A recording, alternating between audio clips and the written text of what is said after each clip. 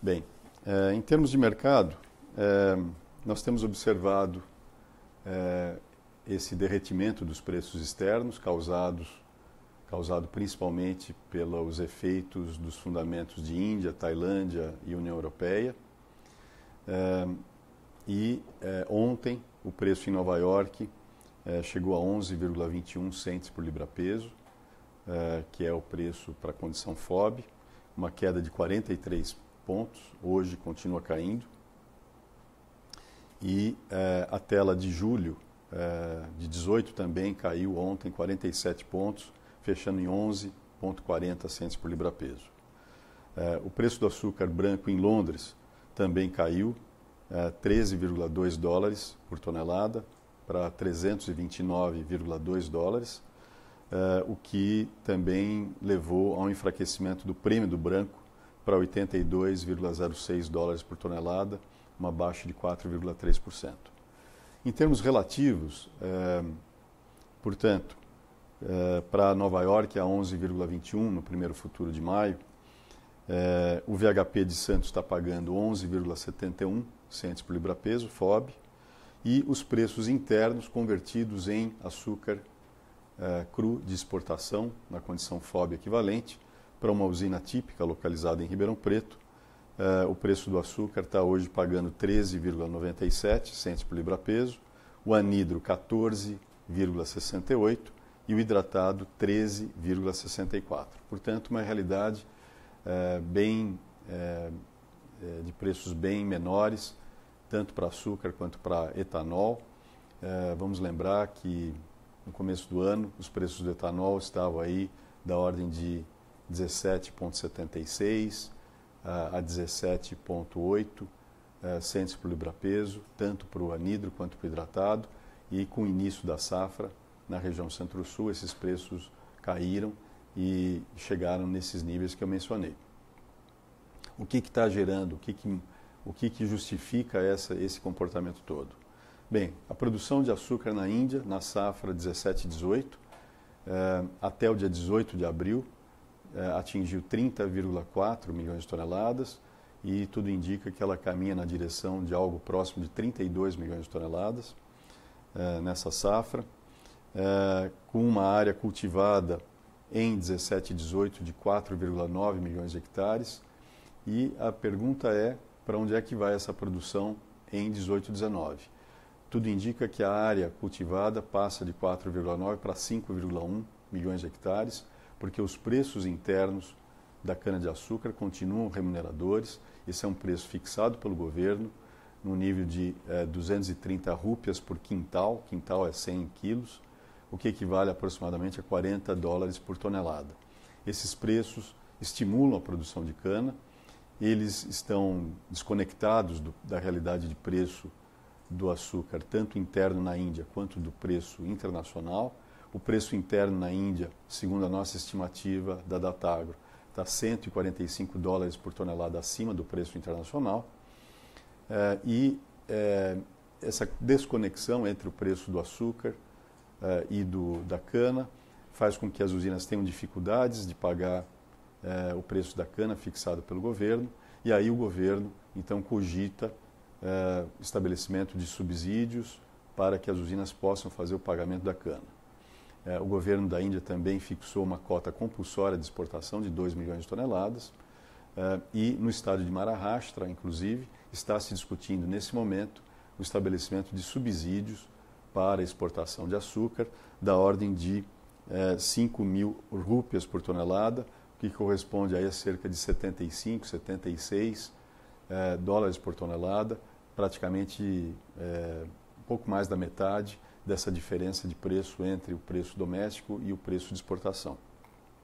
Isso ainda não foi aprovado, mas Maharashtra está cogitando estabelecer uma cota inicial para esse subsídio de 620 mil toneladas.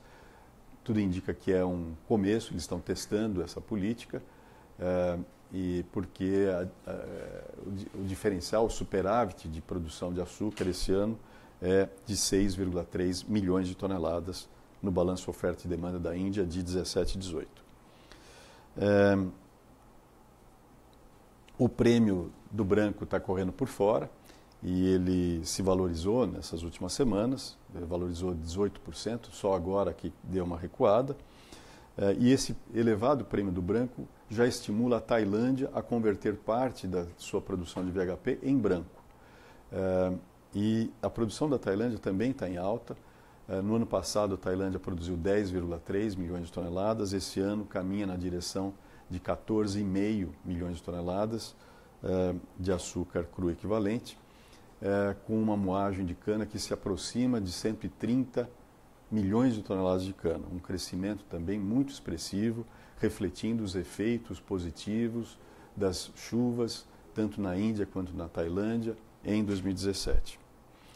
Na Ucrânia, a área cultivada com beterraba deve ficar abaixo do esperado em 18 e 19, com no máximo 280 mil hectares, uma redução de 8,5% sobre a área de 17 e 18. E na União Europeia, nós estamos estimando aí praticamente a manutenção da área cultivada no ano passado, que foi de 1,71 milhão de hectares para 1,70 milhão de hectares, que é o plantio que está ocorrendo esse ano. No entanto, um plantio que ocorre mais atrasado por conta do tempo muito frio e muito úmido no início do ano. Isso atrasou o plantio de beterraba, portanto, o período de desenvolvimento fisiológico deve ficar menor, o que deve comprometer um pouco o rendimento agrícola da beterraba na Europa esse ano. Então, a produção na Europa de açúcar, que em 16 e 17 foi 16,6, atingiu 21,2 milhões de toneladas de açúcar em 17 e 18, nós estamos estimando que deva ficar perto de 20,6 milhões de toneladas em 18 e 19. No Brasil, o que a gente está observando? Clima com precipitação abaixo da média histórica de 30 anos no Centro-Sul. Em abril, em particular, até agora choveu 43% da média histórica de 30 anos, com uma distribuição que também não é homogênea. Então, está chovendo menos em Ribeirão Preto, que é uma região que pesa muito, e está chovendo mais, por exemplo, no centro de Goiás. E isto faz com que o desenvolvimento do canavial, em particular para as canas a serem colhidas na segunda metade da safra, comecem a indicar um sinal de alerta.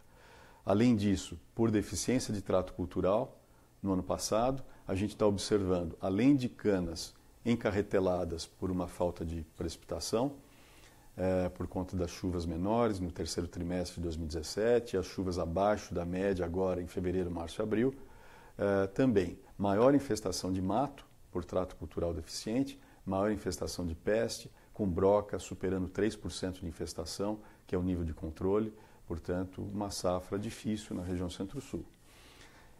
Esta realidade de preços está fazendo com que a gente estime que o mix de produção vai ser mais alcooleiro, com certeza. Então, na safra 17 e 18, nós fechamos a produção de açúcar com 36,06 milhões de toneladas, exatamente a previsão da Datagro, aliás, diga-se de passagem, e a gente está estimando agora para a região Centro-Sul 30,8 milhões de toneladas, uma redução de 5,26 milhões de toneladas. Esta redução de produção de açúcar, que é um esforço bastante grande que o Centro-Sul do Brasil, seguido também pelo Norte e Nordeste, estará fazendo, será, no entanto, insuficiente para compensar esta enxurrada de produção que está vindo da Índia, da Tailândia e a manutenção da produção de açúcar da União Europeia em 18 e 19. Com a entrada de um contingente de usinas agora maior no início da safra do Centro-Sul, o preço do etanol aos produtores caiu rapidamente. Então, do dia 20 de março desse ano, quando a gente estava observando o preço de hidratado líquido ao produtor em São Paulo, líquido de impostos, de hidratado 1,927 e anidro 1,941 reais por litro, Ontem, o levantamento da Datagro já estava indicando um preço do hidratado de R$ 1,48 por litro e para o anidro 1,681. Isso significa o quê? Significa que o prêmio do anidro em relação ao hidratado, que estava gravitando entre 3% e 4% e chegou a 0,7% no dia 20 de março, aumentou e hoje está em 13,6%. Então, o anidro pagando mais, de novo nessa faixa de 12% a 13%, que é o normal de prêmio do anidro. Mas uma queda muito rápida do hidratado, caiu 23,2% nesse período, e o anidro caindo 13,4%. Infelizmente, só 1,6% de queda no preço na bomba nesse mesmo período. Então ainda está faltando a transmissão de preço para o consumidor, que fará, né, e faria com que houvesse um aumento da quantidade consumida de hidratado, o que poderia fazer um efeito de compensação. Então, a relação de preço hidratado-gasolina já caiu abaixo de 70% em São Paulo, 69,9%, em Goiás, 66,4%, em Mato Grosso, inclusive abaixo de 60%.